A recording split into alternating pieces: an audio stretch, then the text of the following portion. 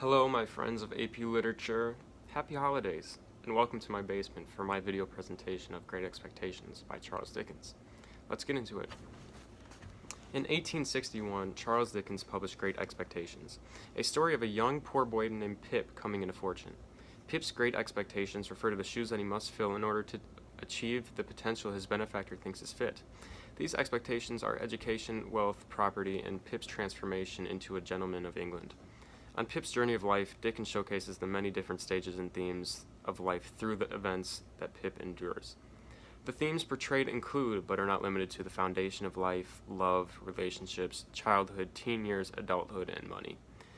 112 years after the publishing of Great Expectations, popular psychedelic and progressive rock band Pink Floyd released their greatest work yet and one of the greatest albums of all time, called The Dark Side of the Moon.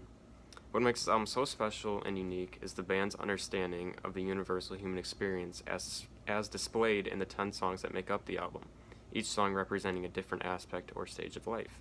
As I was reading Great Expectations, I couldn't stop drawing comparisons to the two works, so this video is just that. It's an in-depth look of how Pip's experiences correlate with the songs of The Dark Side of the Moon.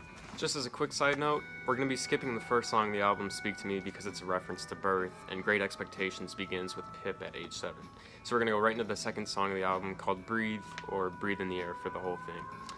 Because this song refers to breathing in the air of life, it places emphasis on how important the world around a child is to their development. Pip is raised in borderline poverty with an abusive mother figure. This has great impact on his future because he spends as much time as possible away from his home to escape the realities of his life.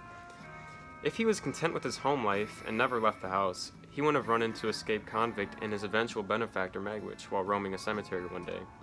A benefactor is a person who bestows good things upon another person, so in this case, Magwitch is the one that eventually grants Pip his wealth, property, and education. Although his home life wasn't great, he was still raised to be a respectful young man. His kindness towards Magwitch upon meeting him left a lasting impression on him, so that is what caused him to want to give Pip a fortune. This event lays the foundation of Pip's story, similar to how the events of childhood lay the foundation for life, as discussed in this song, Breathe. Next, we have a song called On the Run. This song features no lyrics, but it still expresses and represents the transition from childhood into the teen years. Pip's transition comes right after he learns of his great expectations. Pip first learns of how this status affects the people around him when he goes into town to buy a fresh suit. Reality sets in when he sees people giving him the best treatment at the expense of others. When he goes to the tailor, the man in charge mistreats his employees in pursuit of giving Pip the best customer service possible. Pip notes that this is the first time that he truly sees the power of money. Getting back into the topic of transition, Pip must leave his family behind and move to London to pursue greater education. He must form new relationships if he wants to be successful, so he treats everyone with the respect that he learned from his childhood, but leaves out any details of his home life in the past. This song, called Time, is arguably the best and most important song on the whole album, with lyrics like "You are young, and life is long, and there's time to kill today, and then one day you find 10 years have got behind you." Time is about the realization of the lost time in life, and the urge to try to catch up, but it's too late. Time itself seems to move faster as you grow older, as I'm sure that we all have experienced. And Pink Floyd's listeners have never related more to the lyrics. Every year is getting shorter, never seem to find the time. For Pip, this realization comes at age 21. He has constantly worked at becoming a gentleman, so other aspects of his life have been neglected. He wants to travel to somewhere outside of England, but has never had the time to. He also assumes that if he had more time with Estella, the woman who he has constantly been pursuing from the age of 7, he would have won her over by now. If Pink Floyd is of no interest of you, please check this song out. Listen to it in a dark room late at night. It will have a lasting impression on you. Next is a song called The Great Gig in the Sky. It's another lyricless song similar to On the Run, but it features strong female vocals throughout. This song can be interpreted as representing many different things like death or religion, but that doesn't really apply to Pip. So in this case, The Great Gig in the Sky represents raw emotion. And as I was reading Great Expectations, I pictured this song playing in the background as Pip confesses love to Estella and begged her not to marry Drummle, someone who is Pip's arch nemesis. He's ultimately rejected, but the showcase of emotion fits right into this interpretation of the song. Money is the next song on the album. It discusses the negatives of money and wealth. Ironically, 34 million copies of this song have been sold worldwide. When Pip becomes educated and starts spending his money, his sense of entitlement grows with the bills. He believes that Estella didn't have positive feelings for him when he was younger because of his lack of money, so now that he has it, he believes her feelings should change. As most people with lavish spending habits, Pip falls into great debt. He has a tendency to spend money that he doesn't have yet, and the debt piles up. This song couldn't be more true during Pip's financial hardships. Next, we have my personal favorite song on the album called Us and Them. The jazz-infused slow rock is, in my opinion, a perfect concoction.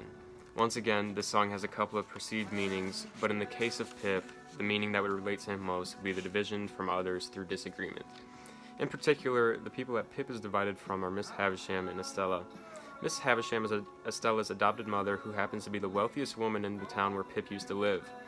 Miss Havisham's heart was broken after she was stood up on the day of her wedding, so she vowed to take her revenge by breaking as many men's hearts as possible.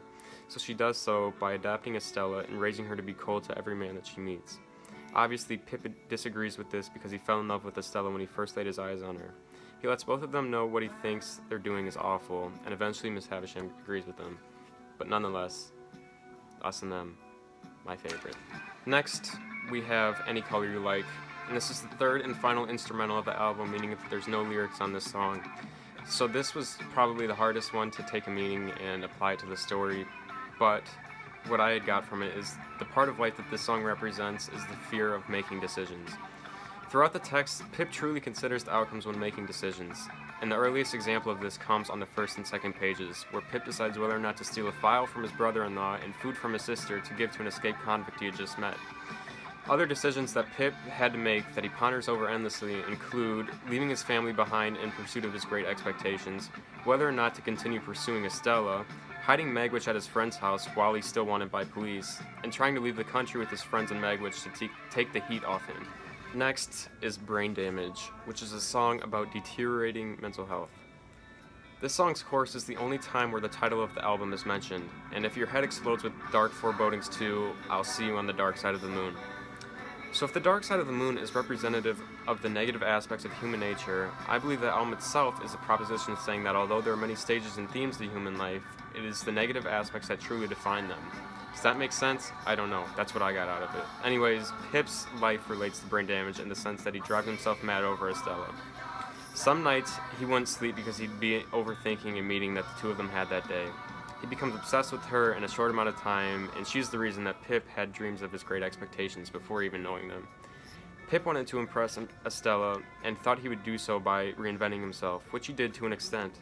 When he shows to her that he has changed, she still resents him, and it drives him nuts.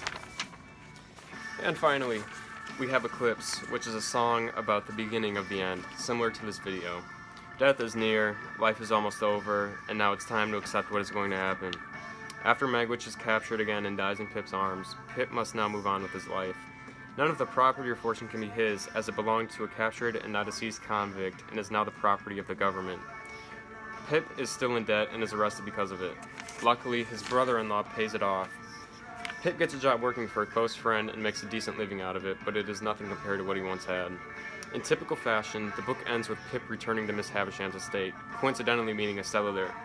Her husband had just been killed, and she was looking rougher than usual because she was a victim of spousal abuse. Because Pip and Estella were the same age and were in similar physical and mental states, this helps prove Pink Floyd's concept of the universal human experience, thus concluding my personal comparison of Great Expectations and The Dark Side of the Moon. AP Lit friends, I fully recommend this book to you, and I'm not just saying that because Miss Ogden is watching this with us. I also recommend the album too, but if you don't want to listen to it, you don't have to. You're missing out. You're lost. Overall, Great Expectations is a marvelous story, and I think a lot of you could relate to the topics discussed. The many twists and turns keep the book exciting, and Dickens couldn't have crafted a better story of unrequited love to accommodate a greater story of the transformation of a character. I wish that readers could have seen Pip fully achieve his great expectations, but that'd be the only thing I'd change. In the magazine, The Atlantic's review of the book, they praise it, saying that in no other of Dickens' romances has the author succeeded so perfectly in at once stimulating and baffling the curiosity of his readers. I haven't read any other Dickens, but I do agree with that last part.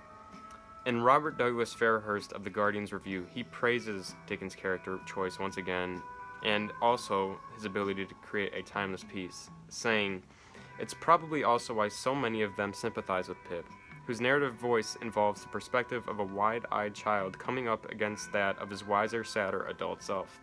Anyone who first reads the story as a child and returns to it in later years is likely to feel a similar mixture of nostalgia and relief. I will read this book again in the future to see if it has a different effect on me in the sense that I can relate to the themes more. So once again, my name is Jackson Cisnowski. Happy holidays. I'm going to sleep. Good night.